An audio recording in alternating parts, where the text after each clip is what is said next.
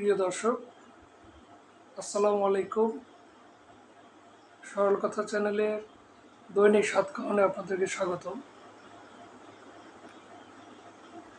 বেশ কয়েকদিন ধরে খুব অবাক হচ্ছি, এই জন্য একটা বিষয় নিয়ে কথা বলার চেষ্টা করব। জানি না কতটুকু বলতে পারবো। যদি কোনো জায়গায় কোনো শোধনের প্রয়োজন হয়, আপনারা দর্শক হিসেবে আছেন, আপনারা ধরিয়ে দেবেন। তবে আমার কাছে বিষয়টি অত্যন্ত গুরুত্বপূর্ণ বলে মনে হয়েছে বলেই আমি আসলে বিষয়টা নিয়ে সকলের সামনে হাজির হতে এসেছি।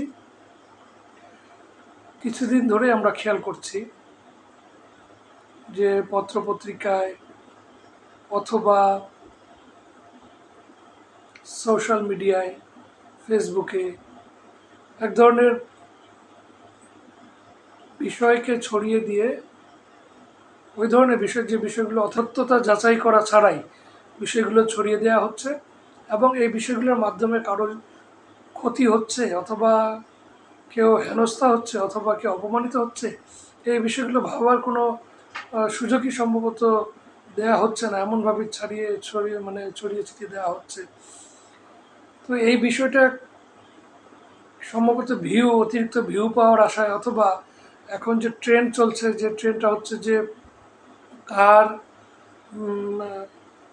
উপস্থাপনা কত দ্রুত মানুষের কাছে যাচ্ছে, কত মানুষ দেখছে, এর ভিত্তিতে অর্থ ইনকামের যে একটা প্রচেষ্টা, এখান থেকেও এটা হয়ে থাকতে পারে। তবে এটা যে কারণেই হোক কোনোভাবে কাম্য নয়।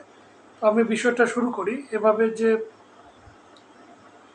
একটি রাষ্ট্রের প্রতিটি নাগরিকের স্বাধীনতা বলে একটি শব্দ আছে, সেটা আইন দ্বারা সিদ্ধ, এবং ব্যক্তি কখনোই এই আইনে উল্লেখিত বিষয়গুলোকে ওভারটেক করতে পারে না। আবার আইন দ্বারা সিদ্ধ বিষয়গুলো যদি সে না পায়, তাহলে তার স্বাধীনতা রক্ষিত হয় না। মূলত হচ্ছে পরাধীনতা এবং স্বাধীনতা এপিঠ ওপিঠ দুটো বিষয়। আইন দ্বারা সিদ্ধ বিষয়গুলো যদি সে যথাযথ পায়, তাহলে সে স্বাধীন। আর আইন দ্বারা বিষয়গুলো যদি সে যথাযথ না পেয়ে থাকে, তাহলে বুঝতে হবে সে পরাধীন।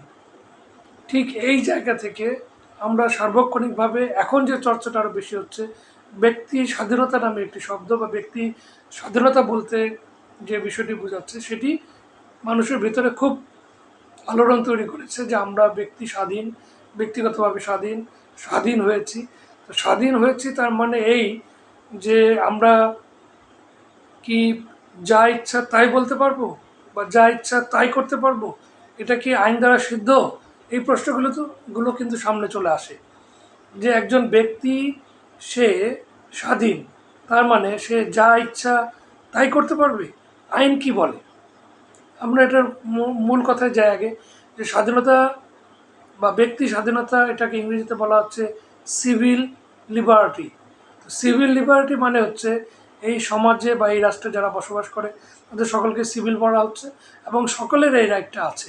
তো আমি ব্যক্তি স্বাধীনতা পালন করতে গিয়ে যদি এমনটি হয় যে আমার কথার দ্বারা, আমার কাজের দ্বারা, আমার কোনো ইঙ্গিতের দ্বারা, আমার কোনো প্রকাশভঙ্গির দ্বারা, আমার কোনো আচরণের দ্বারা অপর একজনের স্বাধীনতা খর্ব হচ্ছে, তাহলে এখানে বিষয়টা কি হলো?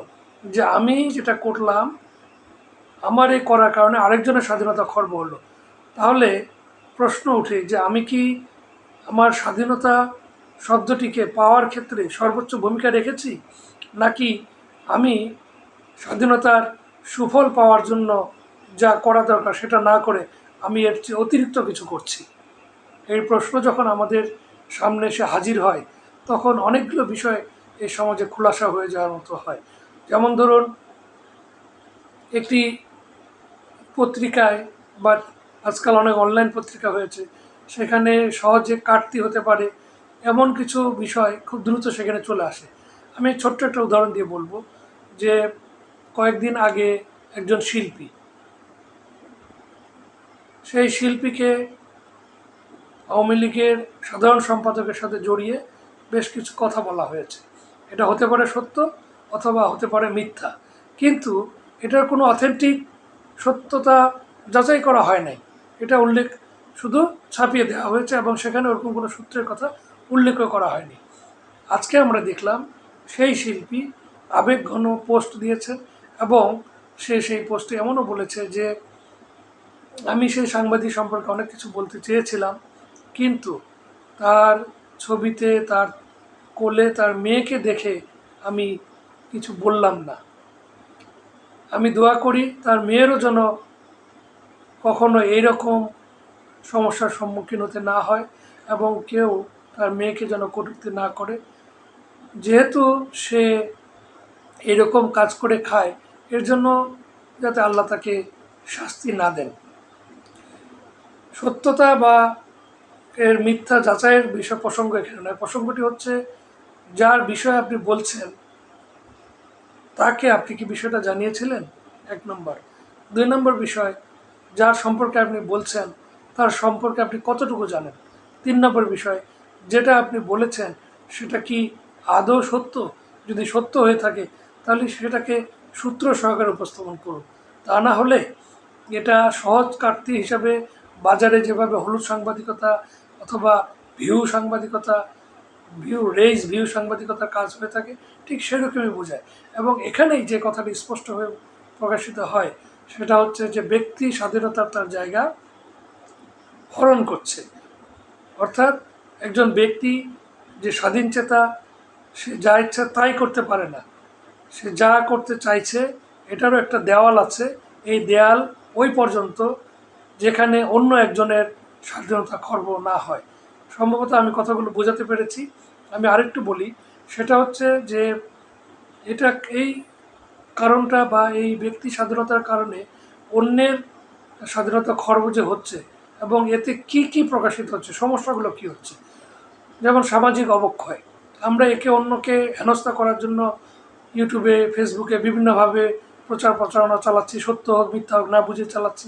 এতে করে যে সামাজিক অবক্ষয়ের বহিঃপ্রকাশ দ্রুত ছড়িয়ে পড়ছে।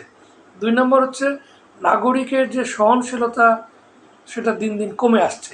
একজন নাগরিক যে সুনাগরিক হওয়ার কথা, সে সুনাগরিক না হয়ে সে নাগরিকের সহনশীলতা, একে অপরের প্রতি যে ভালোবাসার বন্ধনে আবদ্ধ হওয়ার যে চেষ্টা, সেটা দিন দিন কমে আসছে এবং এতে করে মানুষের মধ্যে হানাহানি বা আক্রোশের মাত্রাটা দিন দিন বৃদ্ধি পাচ্ছে। 3 নম্বর হচ্ছে ব্যক্তিগত দান্দিকতা। একজন ব্যক্তি তার নিজের মধ্যেই তার যে স্বকীয়তা সুন্দর করে গড়ে ওঠার কথা, সেটা এসবের কারণে আর গড়ে উঠছে না বা আমরা গড়তে দিচ্ছি না। তাই দর্শক, আমি বলবো ব্যক্তি স্বাধীনতা রক্ষা করার নামে অন্যের স্বাধীনতাকে হরণ করে পরাধীনতার নামান্তরে ফিরিয়ে আনার কোনো সুযোগ নেই। আমাদের সকলকেই স্বাধীনতার সংজ্ঞাটি ভালোভাবে জানতে হবে। সকলকে ধন্যবাদ। আসসালামু আলাইকুম।